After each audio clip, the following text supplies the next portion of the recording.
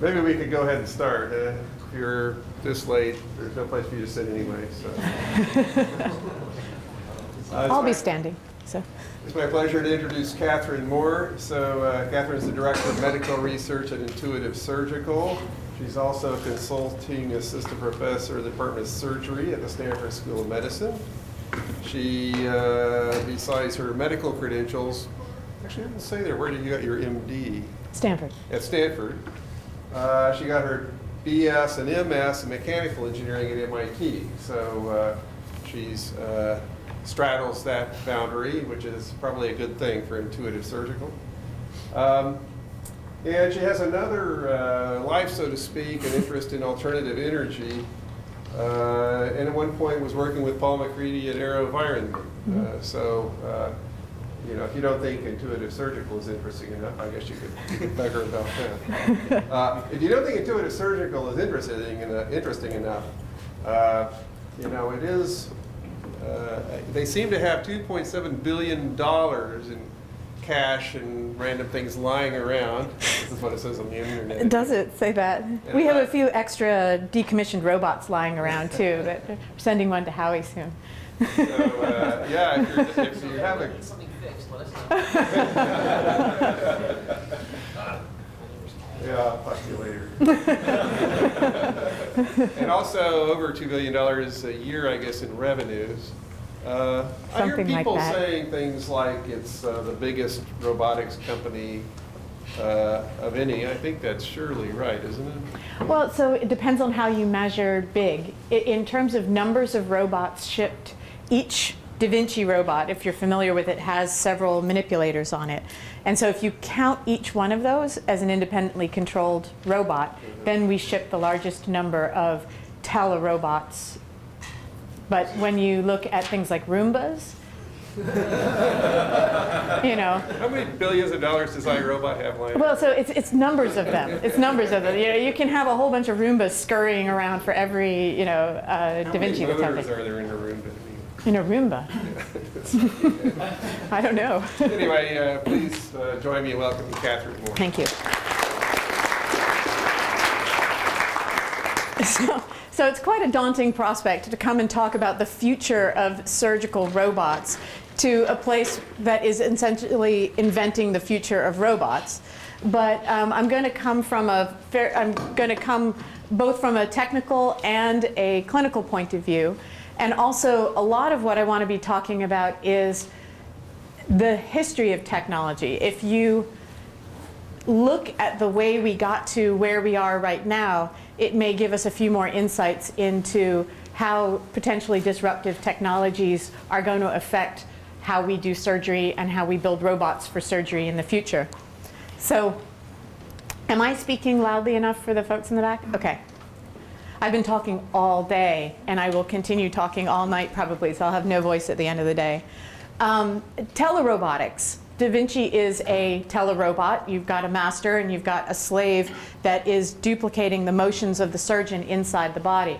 And that's not a terribly new technology. In the 1950s, Gertz was doing a lot of work at, not necessarily with electromechanical telemanipulation, but with pure mechanical telemanipulation, getting manipulations on one side of a safe barrier to be able to do dexterous manipulation on the other side and handle nuclear materials. The 1980s, there's probably people that were involved in the development of some of these here in the room. This was an enormously fertile and wonderful period of time in the just explosion of robots going everywhere. And there were big changes in computers and in the ability to put embedded chips on things that really led to this, you know, sending robots down to the bottom of the ocean and up into space, and paved the way for us being able to start putting robots in the body. This is what surgery was looking like in the early 80s. Around the time, and so sorry, I am a surgeon as well as a mechanical engineer, and there will be a few surgical images. This is about the worst of them, so you've survived already, you're okay. This is what surgery looked like in the early 1980s. And the idea was you wanted to get your surgical instruments inside the body, and you wanted to be able to get your eyes inside the body so you could see what you're doing. And that required a fairly large incision. In the late 1980s, there was the introduction, or at least the beginning to be acceptance of laparoscopy. Putting a scope inside the body was 100 years old at this point. Bolzini first put the Lichtleiter in a patient earlier than 1900. The first recognizable laparoscopic surgeries happened around 1901 to 1910.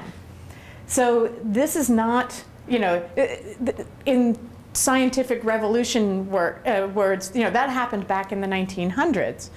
But what made this catch on was before people had been looking directly into the body through a scope. And now we have these little CCD cameras. And they're light enough that you can put them on the end of a rod lens. And so it's a technology entirely outside of medicine, these little CCD cameras, that now you add onto something and it tips something over. It goes from being a curiosity to being something that people started to really be able to do. Now, laparoscopy is great because prior to that, those big incisions to put the hands and the eyes in left the patient very, very scarred. And to be able to change over to putting small punctures in the body and these instruments through those small punctures and be able to do most of what you could do through those large open incisions was really, really much better for the patient. Puts a huge strain on the surgeon, though. So I've now got an instrument I'm placing through the body, and I've got a fulcrum. So I want to move the tip of the instrument right, I move my hand left. I want to move the tip of the instrument left, I move my hand right. You're remapping. I have no wrist on there. Everything that I'm used to being able to do dexterously, I'm now doing essentially on the end of chopsticks. This is what robots do really, really well. We remap. So we take a motion to the left and the tip moves to the right, and we say, no, no, no, let's intervene. Motion to the right means a tip moves to the right. And you can be able to start changing the way, you know, even though you're placing something through a fulcrum, you get control over what you want that interface to look like. So in the late 1980s, big surgeries went from this to this. Now, I put this up because it's a somewhat comical image. This is a gastric bypass that's being done by 3 people. There are 6 punctures in the abdomen, and you might start to wonder, is that really that much better than that large incision that you were putting in? Turns out it's a lot less painful. But when you get to really big, complicated surgeries, it wasn't enough. Laparoscopy was not getting high penetration. You couldn't have just one person operating and being able to do all of these very complicated surgeries inside.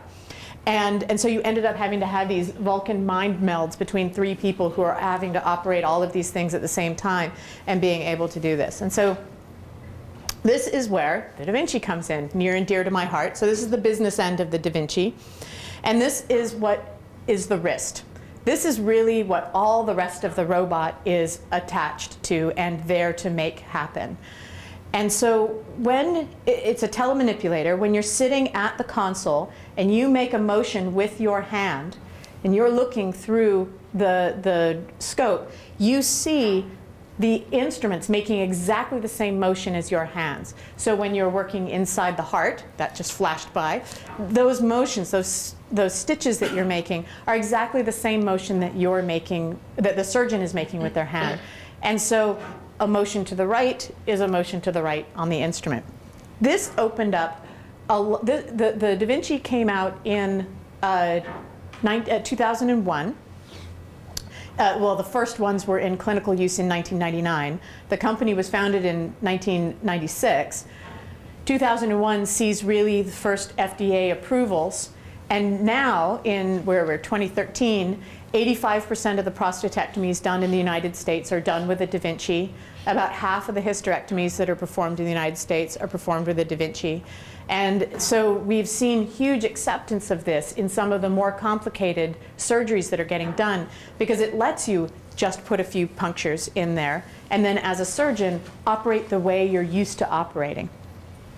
And so this is what the ORs start to look like. But the Da Vinci is the one that everybody's heard of. The same advantage of being able to make a different kind of mapping between the motion of the end effector and the motion of an input device, or to be able to change the scaling on things. A lot of people have looked at this and seen these same technological advances and said, we can make robots that work in this area. So the Da Vinci isn't even one of the earlier robots. These were interesting fixturing and cutting robots. This is a transurethral prostatectomy robot that went in and cored it out, kind of like a milling machine. This is a fixturing and cutting robot, Minerva. It was, you fixed the skull, and then you path planned your way into where you were going to go, and you kind of went a bit open loop there. And then this was the Robotic, which was for better fitting hip prostheses. You kind of lop the top off the femur, and if you mill out the perfect fit, then you could put the hip prosthetic in, and the idea was that you would get a better long-term clinical result. You also saw support robots like scope holders. This is a rounding robot. It's a telepresence robot. So as a doctor, you don't even have to talk to your patients anymore. You can just get on your screen and drive your little robot around and and talk to your patients through your robot. We saw the rise of several orthopedic robots. This is a cute little Stewart platform that is a drill guide, and it crawls along a fixture that's along the back. And you image the fixture with respect to the spine, and then it will hold a drill guide so that you can put a pedicle screw in at exactly the right angle and to the right depth. And then the Mako, made by actually based on some the WAM arm technology and a few other things that went into it. It's a haptic wall type robot, so it gives you a stencil in which to color and place or grind out and place the knee prosthetic. There are folks that are making robots that go in the bores of bore of an MRI. So you want to do an intervention on a patient, not up on the space station or down under the ocean, but in an equally inaccessible area like the center of the MRI magnet, and you want to be able to manipulate something and stick it into them while they're in there. There's folks that are looking at needle biopsies or even cranial surgery robotics in the bore of the MRI. Then there's robots that are not making surgical intervention, but are looking at how do you do a better path on radiation so that you don't irradiate other tissues in the body. So this is the cyberknife. And then, of course, there's a whole bunch of flexible robots.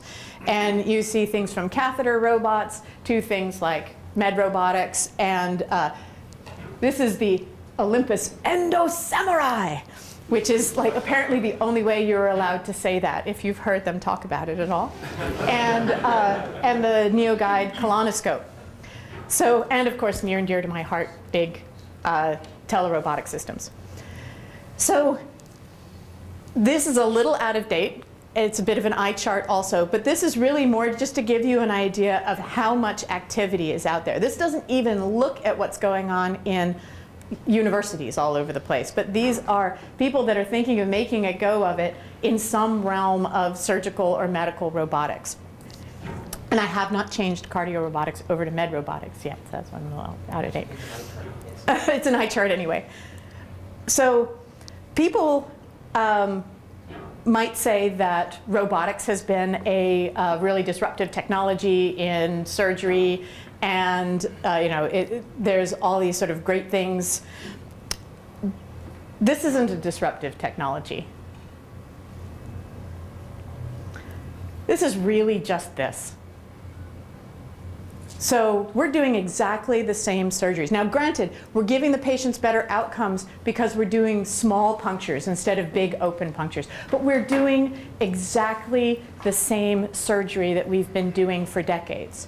just through little incisions, or even hundreds of years. These are from Pompeii. They were unearthed under the ash of Vesuvius. Get some of the rust off, and they wouldn't look that out of place on a surgical tray today. We're doing the same surgeries. We haven't really disrupted what we're doing in medicine yet with surgical robotics. We've improved it, but we've done an incremental improvement. So, and this is not to be sneezed at. You don't want a big open incision. You really do like to have the Band-Aids after your surgery. But I want to give you an example. So this is another eye chart, but what this is it is a staging chart for lung cancer.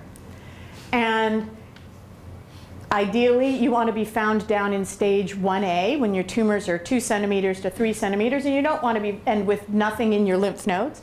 And you don't want to be found when you're at stage 4, metastatic, it's all in the lymph nodes, and it's like some enormous tumor in your lung. And this is because if you get found at stage 1A with something down in like the 1 centimeter size range, you have a 77% chance of surviving to 5 years. We can get it out. That drops when it gets between 3 and 5 centimeters, still not in the lymph nodes, to 58%. That drops to 50-50 at T3, where you're greater than 7 centimeters or starting to get some nodal involvement, 35% at stage 3A, 31% at stage 3B, 11% at stage 4. Obviously, you don't want to be found up here. So on average, when we find lung cancer in the population, this is the average survival to 5 years, which means we're finding almost nobody down here, and we're finding almost everybody up here. All the fancy surgical robots in the world are not going to change that outcome if we don't find somebody early enough to do the right thing early on and actually cure them. So the revolutionary technologies are going to be the ones that push us down here. So what we can do, so where are we going to go with that? So I would say this isn't a disruptive technology. Disruptive technologies are going to look something more like this. There's a dog's nose. And dogs actually can be trained to smell some kinds of cancer. And because when you've got cancer, there are chemical markers in your breath, in your blood, in your urine, in your tears. There are signs all over the place that you have cancer. So what's going to disrupt us and move us down that path is us being able to have a urine test, say, oh, you've got lung cancer. Let's go get you into an imaging system and find out where it is. Then we'll use our cool robots and get that out so that you've got that 77% chance of survival. So the disruptive technologies in surgery could look like this, or they could also look like this. So antibodies. If we figure out tissue is the issue, we can take out a small portion of the tissue and we can hand it over to our immunologist friends, and they can help potentiate the body's own immune system against the cancer. What does surgery start looking like? Surgery starts looking like a small biopsy followed by a trip to the immunotherapist, and there's no more big surgery. So we get to put all of our big surgical robots up on the shelf. And that really disrupts pharma as well, because big pharma is counting on bringing out all of their new antibody-related big drugs. And instead, we are making every single person their own cancer fighter. So all of those things kind of go away. Or a disruptive technology could look like something like this. So these are adenoviruses, and there's some very interesting adenoviruses that selectively destroy cancer cells. So you go and deliberately get a special kind of common cold once a year. It goes mopping up all of your cancer cells, and we're not even biopsying. We're not even making biopsy robots anymore. We're just kind of getting rid of things like that. Now, granted, this isn't all doom and gloom. We're still going to need to replace knees and do fixing up gastric reflux and things like that. There's still tinkering with the body that we need robots for, but cancer is kind of going away. So maybe viruses are the answer, and they're going to be the thing that completely disrupts the way we do surgical therapy. Or maybe viruses are the problem. There's some really cool new nanomaterials which turn out to have incredibly virucidal activity, nanovirusides.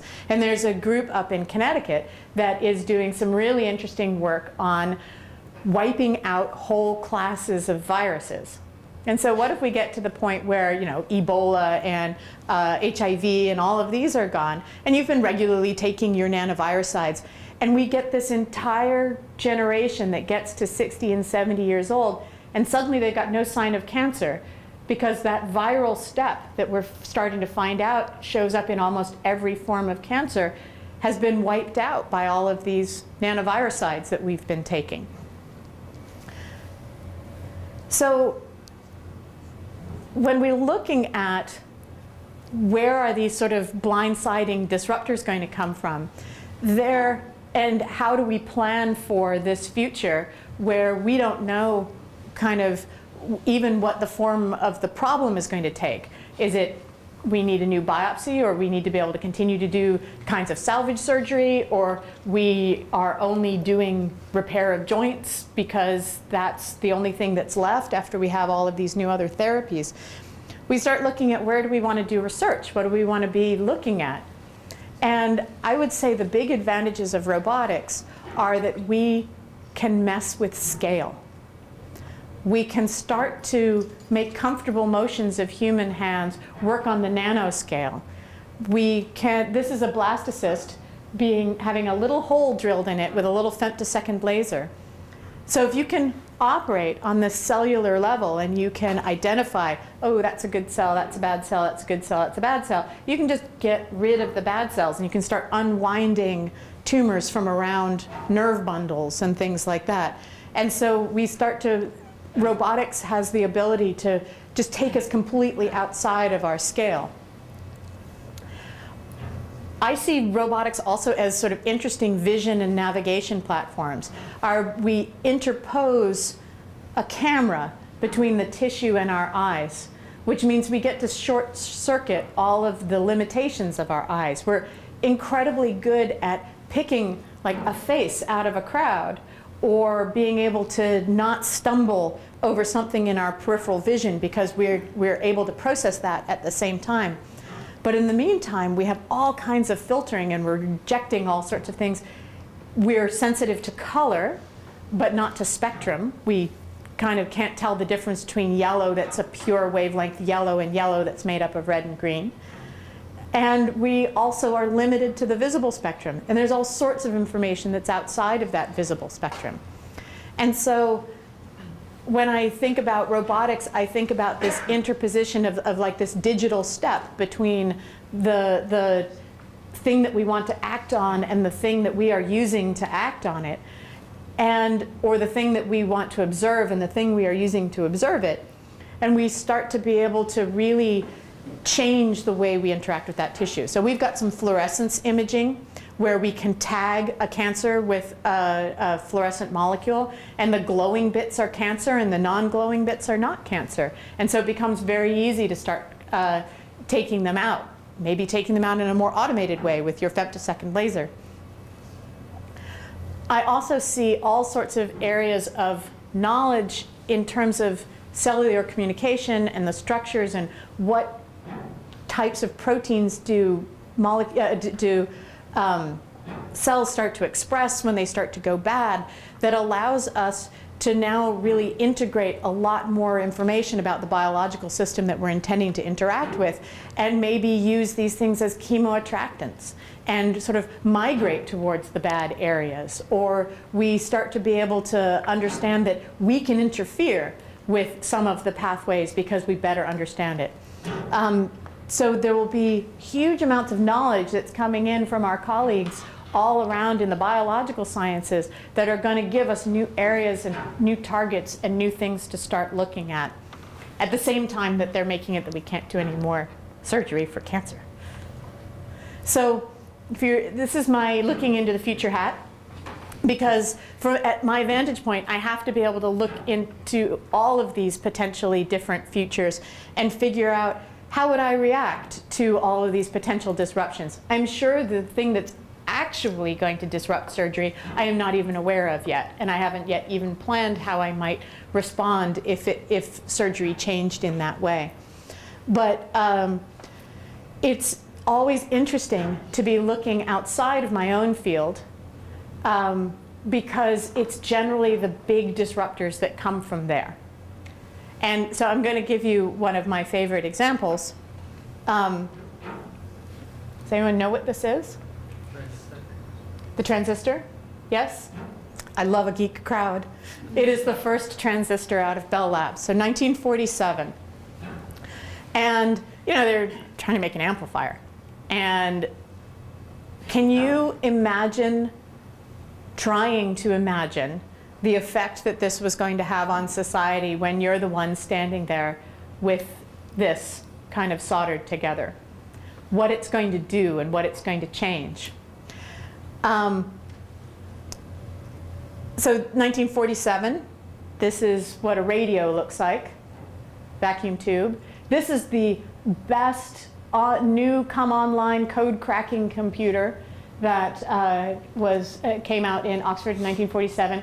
And this is actually a mobile phone. It's a radio phone. There were 3,500 of them ever made, and they were serviced by AT&T, and they were radio phones, and there was like one cluster in Los Angeles, even then. So this is back when my parents were about 10 years old also. All of this was going on. So you can do the math. This is about when I was about 10 years old. And this is the introduction of the Walkman and the Cray computer and the Apple. And I'm cheating a little bit on the mobile phone because there aren't actually cell phones yet at this point, but this is what the prototypes are looking like that are going to come out in '81. And so my daughter is about almost 10 years old right now.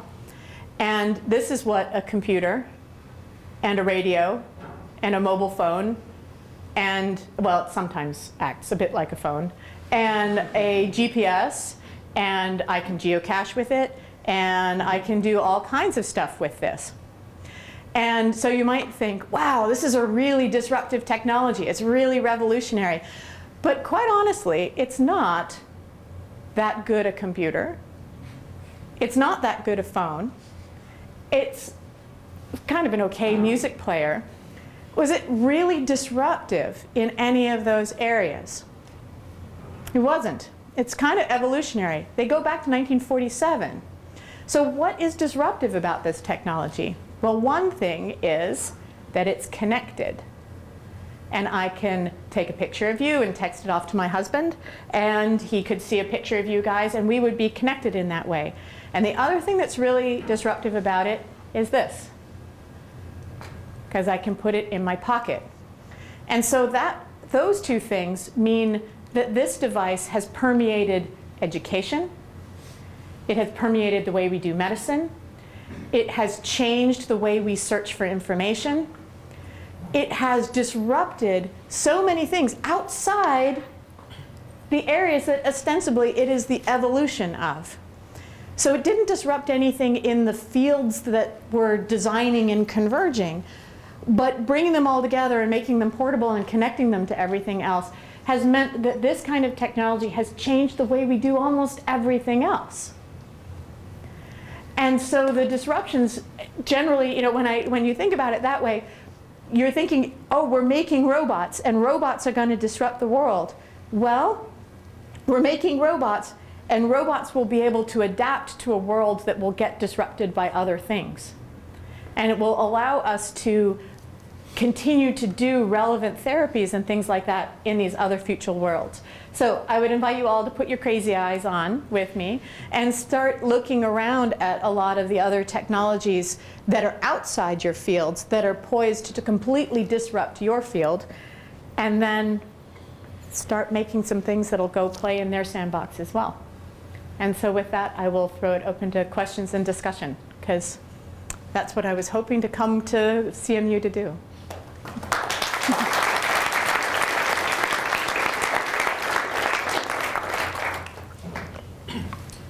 So recently the environmental movement has moved into the human internal environment and said we have to protect all the bacteria in your colon. Mm-hmm. And, you know, all those nasty little things are actually good for you.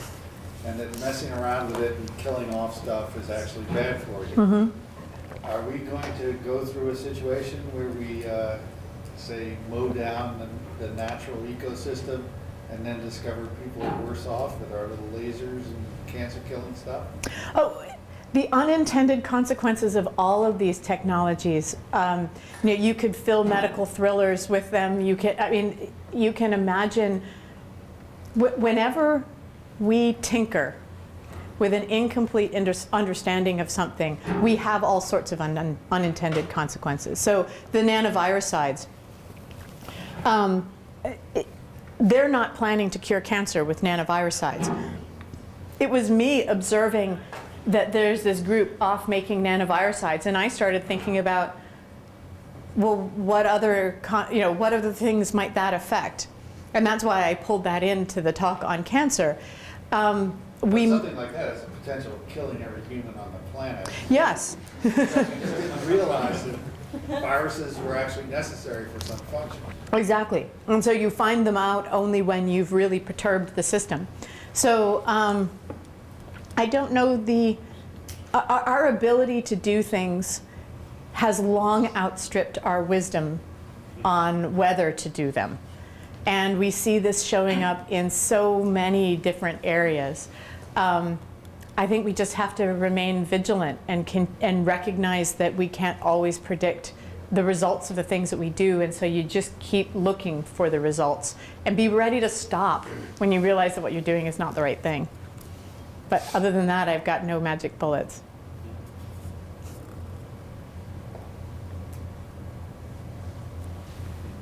So because robotics is so cutting edge, I think it's really hard for students here to like figure out how they might get involved in industry, like with what types of companies are looking for people that are trained in robotics. And you have like a really nice chart up there, which I hope I can get from you. But in general, could you give us some kind of idea of like how we might go about trying to use our skills in robotics in medical industry?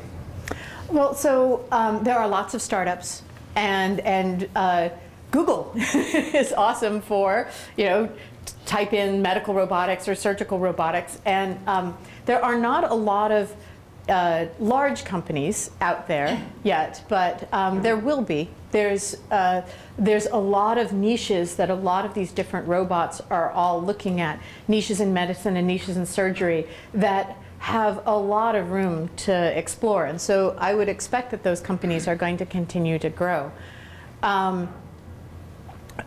So when you say you're training in robotics, you know, robotics is control systems. Robotics is human-machine interaction.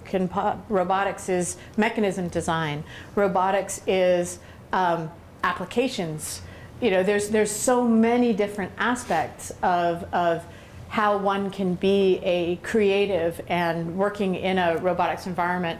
I you know, just look for places that are doing the kinds of things that you're interested in. Intuitive's always hiring.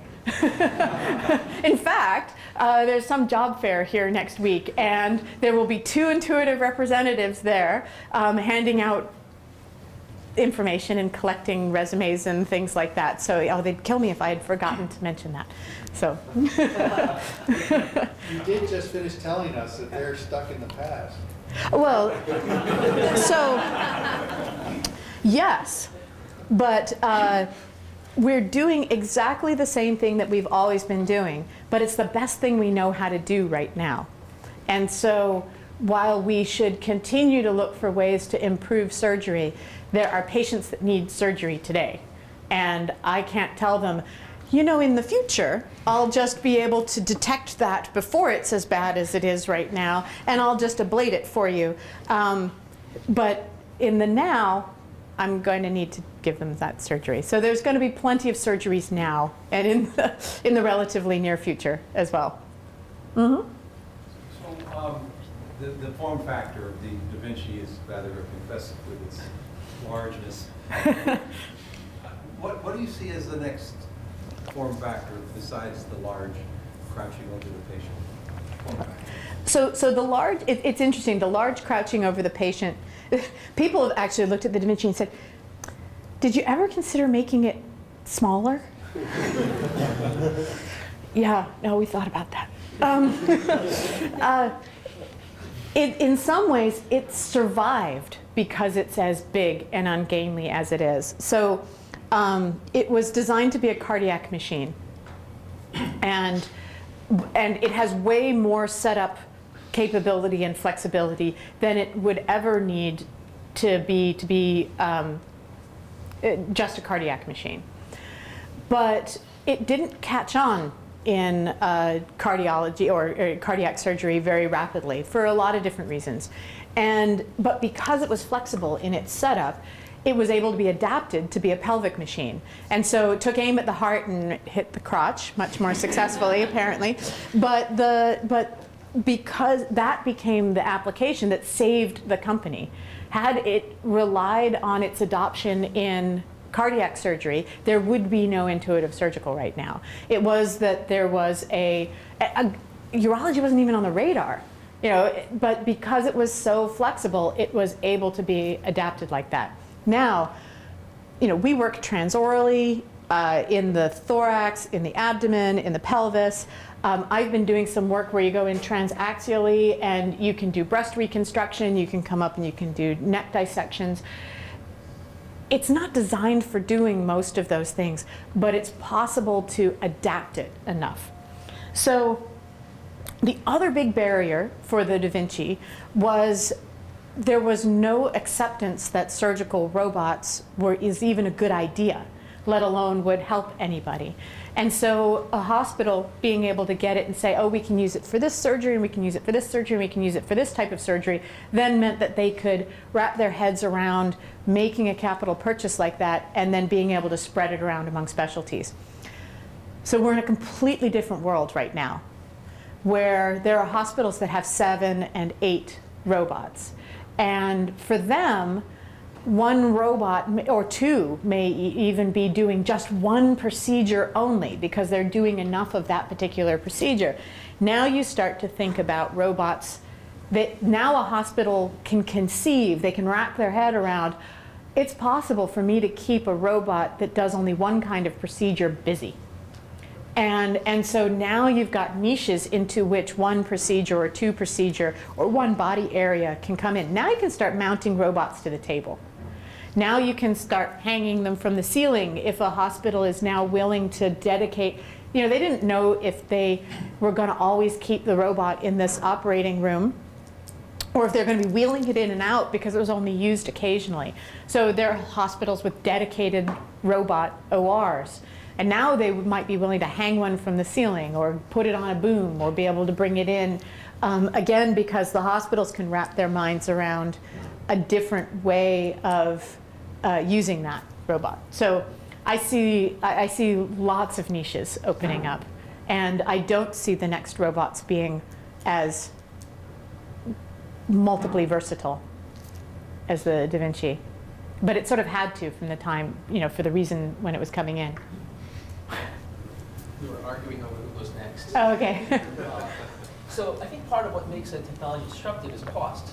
Mm-hmm. Your iPhone, it costs a lot less than any of those technologies you showed in that slide there. So even though the Da Vinci robot's selling very, very well, it's still very, very expensive.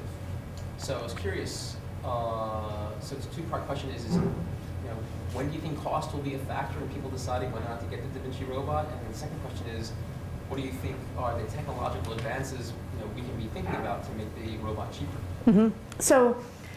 So the cost kind of has 2 parts. So yes, it is an expensive piece of equipment, but does it end up costing the healthcare system more money or less money to use it? And so if you buy yourself a $1.5 to $2 million robot, and you're displacing open surgeries that would have been done, surgeries that would have been done open, but now you can do them laparoscopically or minimally invasively. And people are going home after 2 days instead of after 4 days. For every hospital bed that you've got, every post-operative recovery bed that you've got, you're putting 2 patients through that in the amount of time that you would be putting only 1 patient through. So hospitals get paid for the procedure that they do. They don't get paid more if it's a Da Vinci procedure than if it's a laparoscopic procedure. They get same reimbursement. And so you'd think, what on earth are they doing? They're paying extra money out of pocket to use the technology. On average, about $2,000 a case is what it averages out to of additional money that they're spending on tools and maintenance and amortization. Actually, depending on how they're amortizing, it can be up to $3,000 a case. But on average, they're saving over $4,000 a case in sending patients home earlier and in avoided complications and in avoided blood transfusions. And they're getting more use out of their postoperative beds. So we're seeing hospitals that are buying 6 and 7 robots because it's a good financial investment for them. Not because if they advertise, oh, we've got the robot, come to our hospital, look how high tech we are, you only need 1 robot to do that. So yes, it is an expensive piece of technology, but when applied and used well enough, it's actually saving the hospitals money. So in terms of when it's going to become cheaper, the flip answer, I guess, is going to become cheaper when it has to become cheaper. But the more serious answer to that is it's going to become cheaper when you start to bring it in. It has to become cheaper to get penetration in areas where it can't bring as much value as it's currently bringing. And so the surgeries where it's been adopted, it brings very high value. It's displacing open surgeries. It's bringing complication rates down. It's bringing transfusion rates down. And all of those things have a cost to the healthcare system that is more than the cost of the technology they're bringing in. You won't see it being used in cholecystectomies, except for some of the single port stuff. But you won't be seeing the multi-port being used in cholecystectomies, primarily because there's a big group of people who are very well trained on doing laparoscopic cholecystectomies. And so the added cost of the robot isn't bringing any added benefit. They're not sending anybody home earlier. So, but to get robots into that area, you need less expensive tool sets because you're bringing less monetized value. So you think cheaper mechanisms is one of the things? Well, so cheaper mechanisms or less expensive to operate. So maintenance, a surgical robot has to work every single time someone wants a case. And keeping it at that high level of always being on is a human intensive thing. It's not something, you can design your robot to be as high quality as possible, but it still needs preventive maintenance. And so simplicity in design will also mean more simplicity in maintenance as well. Those 2 areas will both bring costs down. Sure. Yes? So the Air Force resisted robot planes, otherwise known as drones or teleoperated planes, for years. And then I guess in the first Iraq War, they sort of got in there sideways and became very popular. And now essentially you're going to have one technology replace another technology because we'll just have fewer and fewer pilots. Mm-hmm. And there's a big people cost to the established culture. They resisted it. They'll continue to resist it. And in some sense, when I think of at least the cartoon version of surgery as a bunch of cowboys, I imagine that they're probably resisting this at some level as well. Yeah, but to take your cowboy analogy, I think of it more as we're turning cowboys into superheroes. So they still get to have a really great view of themselves, because what we're doing is we're augmenting the surgeon's senses. So we give supervision and super scale and super dexterity and super tremor reduction. The surgeon's still there. The surgeon's just being able to do all of these things better than they were able to do them just with straight hands and straight eyes. When do we get to the point where they press a button and the suture automatically happens? So, yeah. The hard problem, Danny Hillis said in AI, the hard problems are easy and the easy problems are hard. You can write an algorithm that will give you a characteristic motion of a needle through tissue, and what it takes to tie it and all of that. So you can describe all of that algorithmically relatively easily. But it's such an unstructured environment, and it's so many variants can present themselves, and I've got one side that's shorter and one side that's longer, and I want to kind of pleat this or cheat one side down and be able to do that stitching.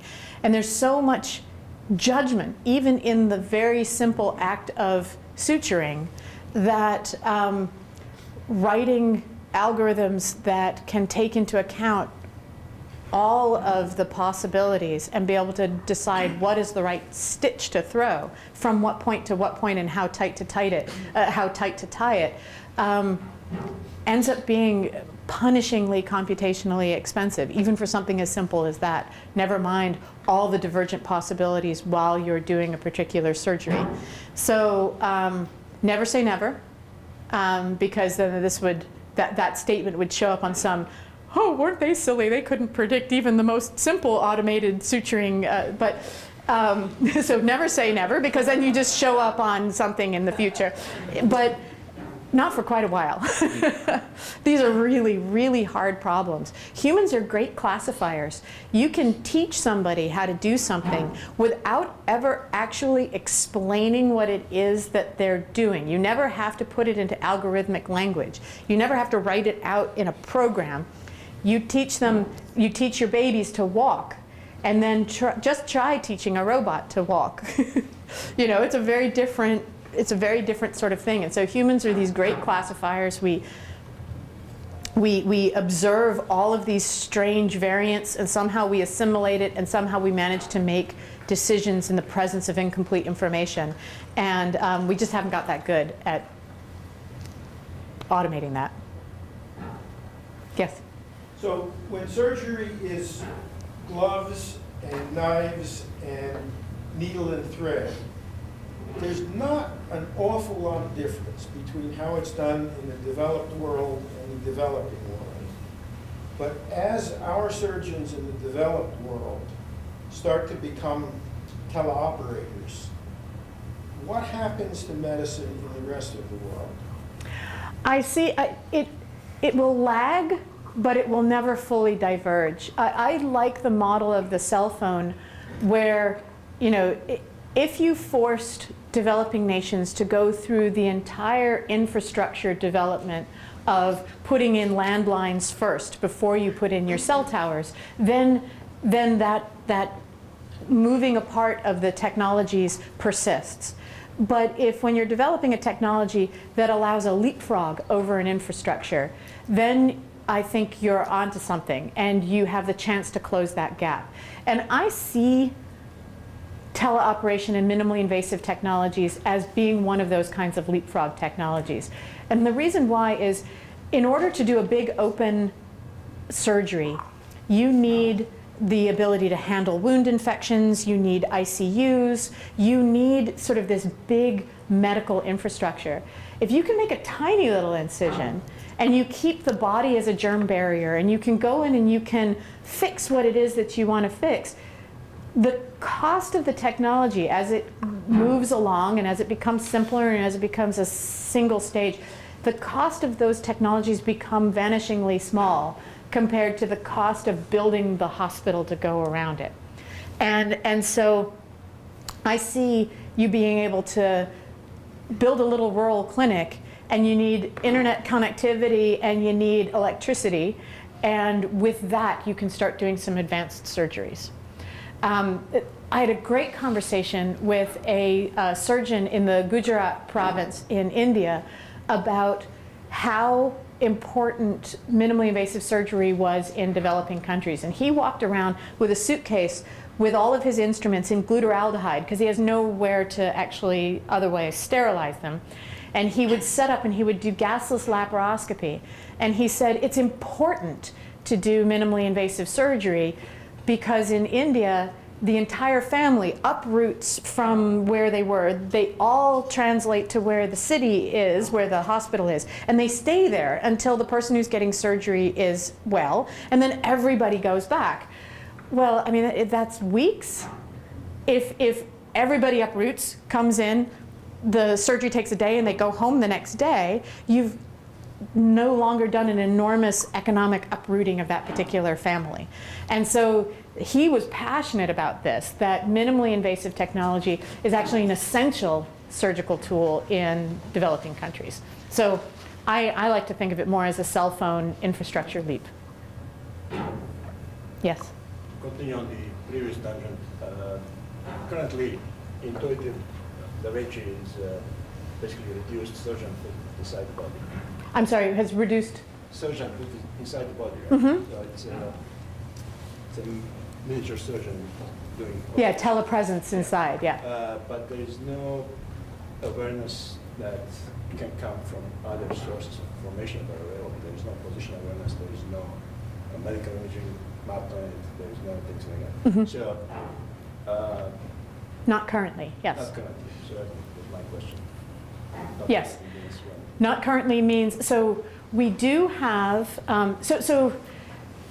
boy, a few different ways to answer that. So we have the ability to know pose of instruments and to have information about whether they're colliding and that sort of thing. We also have the ability with dense tissue mapping to, if you look through our binocular scope, which is really beautifully suited for being able to tell where landmarks are, we can identify the edges of things and know, all right, here's the border of the liver and this portion of tissue is this far away from us and things like that, all of which you would need to be able to register 3D images onto it. Now you've got to take your 3D data set and create a synthetic view that's from the same point of view as the camera, and then figure out how do you display it in a way that it is clinically useful so that someone can then use that to navigate to a tumor or to do something a little bit better. And we haven't yet found a good way of displaying it in a way that's clinically useful. So we've got a lot of ways in which we have mocked these things up in the lab. We've looked at, we've got a video input, so you can put a picture-in-picture or even make the external input be dominant, and you can interact with that, and you can say, oh, okay, I've got my 3D model here, and I've got my surgical view here, and I can fuse them in my mind, or I can figure out how to overlay them. If we had figured out a good way to fuse 3D imaging in there, we have all the handles all ready to put it in. We just don't have a good way to display it in a way that gives the surgeon useful clinical information yet. And so we're looking at, there's a lot of people that are doing studies. Imperial College has been doing some work and research with us for a while on these sorts of displays. We've been looking at how do you track people's eyes so you can see where they're looking and you can give them better information. So far, we've just found that's annoying. Not terribly useful. It's kind of Microsoft Paperclip-esque. It pops up and it's like, oh, hey, I see you're looking over at the liver. Are you about to do a hepatectomy? No. You don't want to do anything like that. But we've got the handles. The new Da Vinci, the SI, was designed where that tower is designed to be relatively open architecture, and all kinds of new inputs can come into it. And so we're looking for good things to put into it, and good ways to do navigation and good ways to display navigation in a way that improves the surgeon's ability to do good surgeries. Mm-hmm. For the first time, for someone who's working with the robot for the first time, so there's not much stereo vision which is given into the system, right? There is stereo vision in the system. Yeah. But you don't know how much depth you're actually perceiving through your handles. So what are you doing to improve that? So you have, when you stand here and you look at something and you're going to reach out and you're going to grab it, you have no heads-up display that tells you how far away that is. And when someone puts a fly ball up in the air, you don't do a calculated trajectory on where it is. You're watching it move, and you're adjusting, or at least if you're capable of catching fly balls, you're adjusting until the point where it meets your glove. but you wouldn't ever do any of that sort of stuff open loop. And so I use these examples because when I am reaching towards this with a surgical instrument, I can see how far my hand has traveled for the degree of proprioception that I can feel. And so I don't overshoot this. It doesn't matter how far away it is. It matters how far away it is in my sort of manipulation coordinates. And so I reach out and can put a hand around it without ever knowing how far away it is. And because you've got instruments superimposed over where your proprioception says your hands are, that mapping is completely the same. And so that was a long way of saying we have no plans to show someone how far away something is, because we expect that they will interact with the environment the way they interact with their existing environment.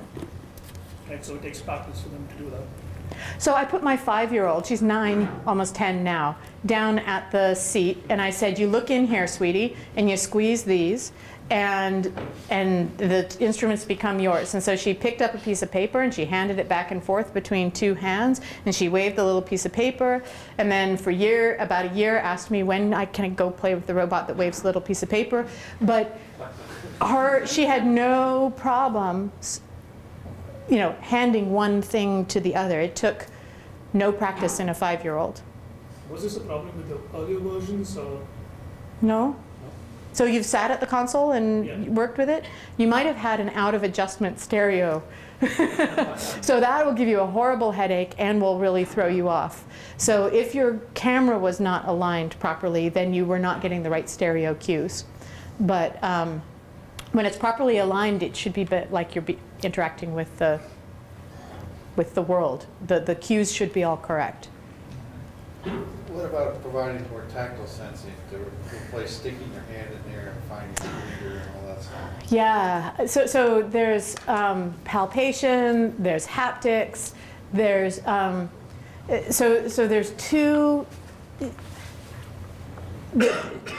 there's kind of 2 problems. One is on the sensor side, how do you sense it in such a way that you've got good information out of it? And then it's on the display side, how do you display it to the surgeon in a way that is intuitive, that it makes sense, they're interpreting that information correctly, and also that it doesn't produce huge excess cognitive load. So when we look at haptics on the sensor side, there's a lot of really interesting work that's being done on the sensor side in terms of being able to feel what something feels like. But then when you start to display it, there's all kinds of like vibrotactile or surfaces that, like maybe you would take your hand off the controller and you would take a palpation instrument and you might put your hand on a separate device that is a palpation instrument display. And so then maybe you could palpate it. But sticking it right on the controller, now you've got this dual controller that somehow has to have surfaces and give you, shear at the fingertips. These become very, very difficult. Or you start to say, okay, soft is boop, and hard is beep. Okay, so now you're going boop, boop, boop, beep, beep, boop, boop. Okay, now you're having to go, all right, now which one was hard and which one was soft? And okay, beep, beep, beep, is that hard? Boop, beep, yeah, that one's hard. And so the cognitive loading that goes for sensory substitution, when you're now saying firmness equates a different tone, or firmness equates an electric shock we're giving you, or firmness equates some new tactile feel, you start to take people's focus away from the actual task, which is doing the surgery. And they're focusing on the interface and how do I remember what all of these different interface things mean. I was talking with some folks at lunch today and talking about system states and how engineers love to know the system state. What is it? Is it in following? Is it in clutch mode? Is it so we've got all these little lights LEDs on the Da Vinci that flash in different colors when it's in different system states. And I defy you to find a single surgeon that uses the Da Vinci that knows what any of those colors mean or what any of the little flashy states mean. Because they just don't care. and so, you know, so there's also, you have to get over the they just don't care barrier as well. How would you track down a foreign object like a bullet or find a cyst or something where, you know, sort of hardness is the issue?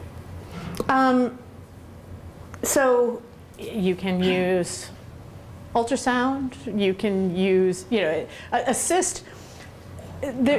This is a terrible term, but it keeps creeping into the literature, which is visual haptics, where you can see the effect on tissue when you stretch it. So you can find a lump underneath a surface by kind of pulling on it and seeing where the surface doesn't all flatten out.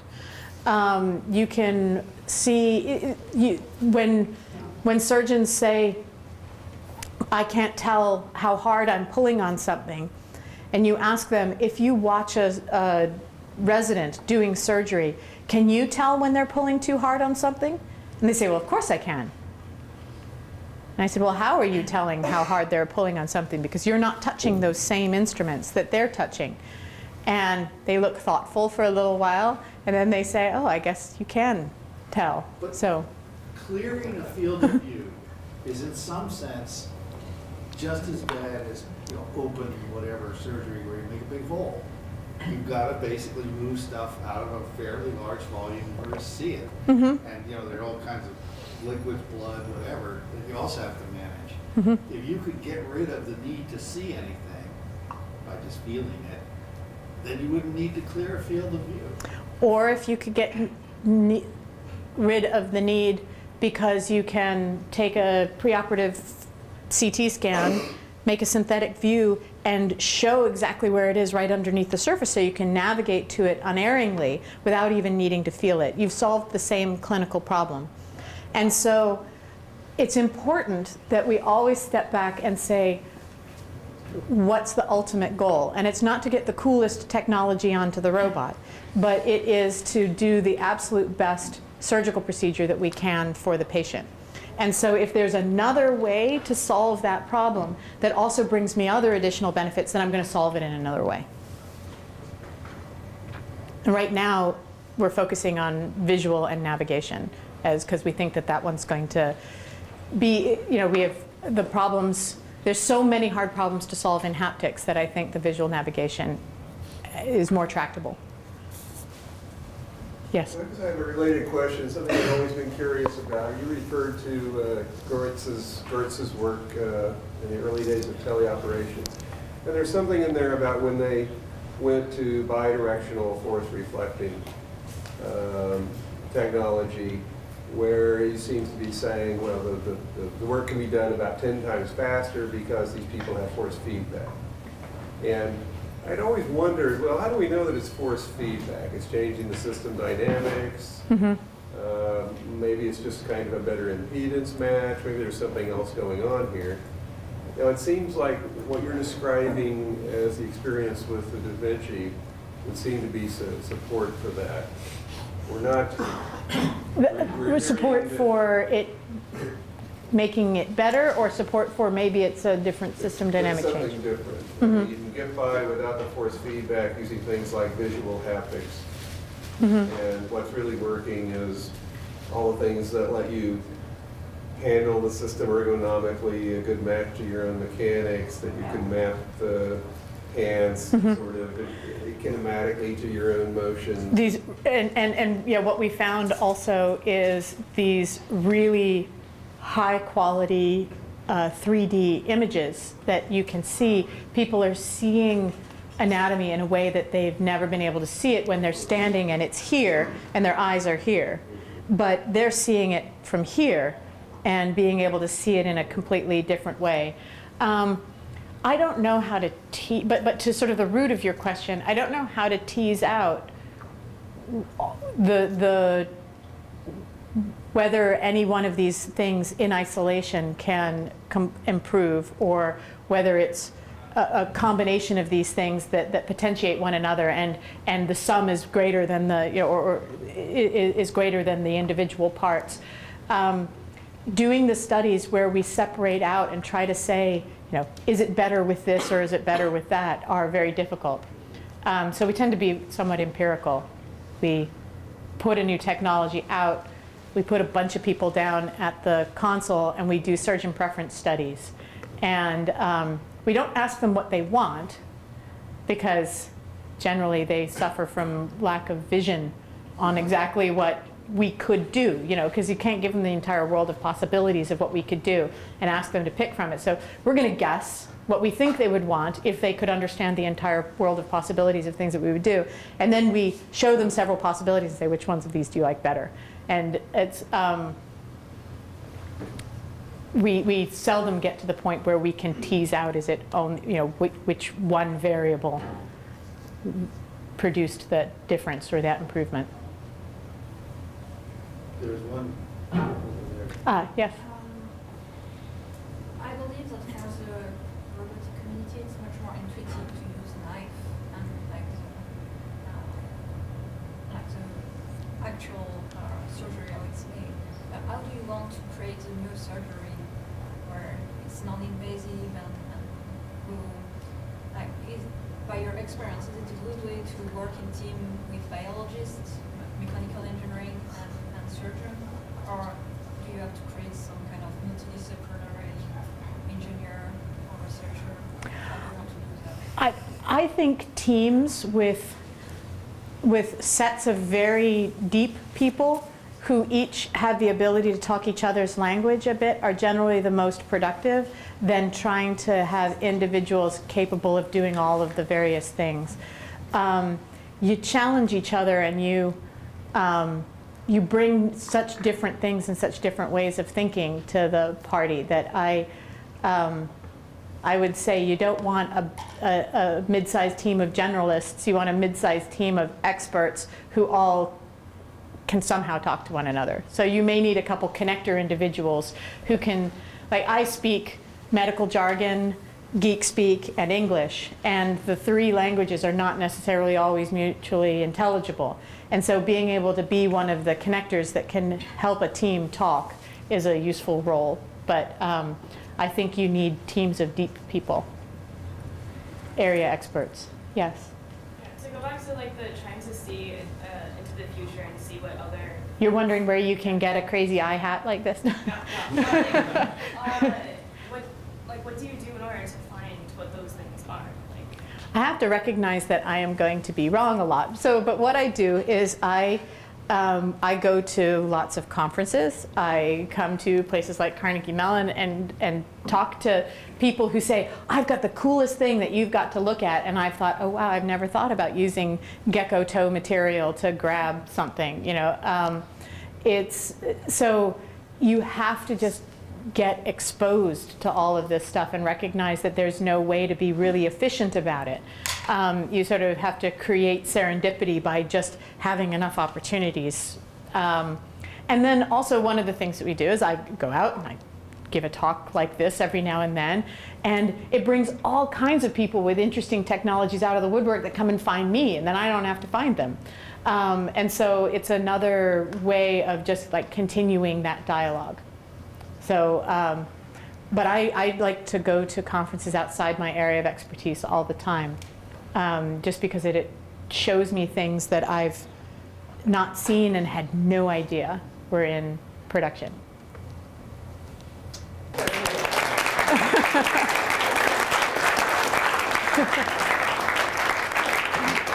that mean the webcast is over? Yeah. Okay, so that's